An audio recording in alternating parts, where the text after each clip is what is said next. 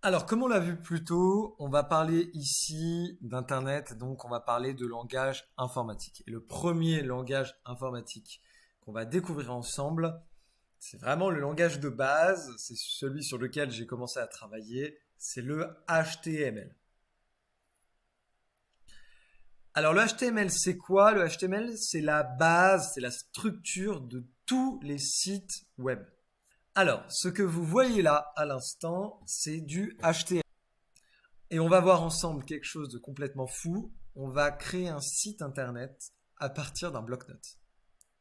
Allez, c'est parti, on crée notre premier site internet. Alors, donc là, on est sur mon bureau.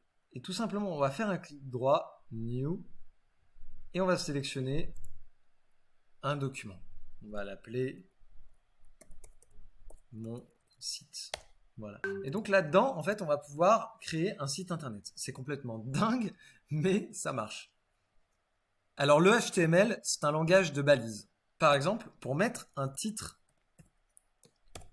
sur une page web, on va écrire en fait H1. Et là-dedans, on peut écrire par exemple mon super titre. Je ferme ma balise et on peut mettre un paragraphe qui va être dans une balise P. Mon site internet qui est fait. Alors là, on ne voit pas tout parce que malheureusement, la phrase est très très longue, mais on peut revenir à la ligne. Il faut savoir que sur un site internet, revenir à la ligne, hop, là, ça ne coupera pas le texte en fait. Ça ne reviendra pas à la ligne car tout est lié avec des balises. Donc il faudra mettre une balise de retour à la ligne si vous voulez faire un retour à la ligne ou alors mettre une taille sur votre élément pour que le retour à la ligne se fasse. Mais là, pour l'instant, on fait quelque chose de très basique. Et donc là, on a la base de notre site internet. Et là, ce que je vais faire, c'est que je vais le sauvegarder as. Et donc là, hop, il va m'ouvrir ça. On voit que c'est un point texte. En fait, le point texte, c'est l'extension de mon fichier. Et là, tout simplement, je vais venir modifier cette extension et je vais la remplacer par un point HTML. Je vais la sauvegarder sur mon desktop. Hop. Et alors là,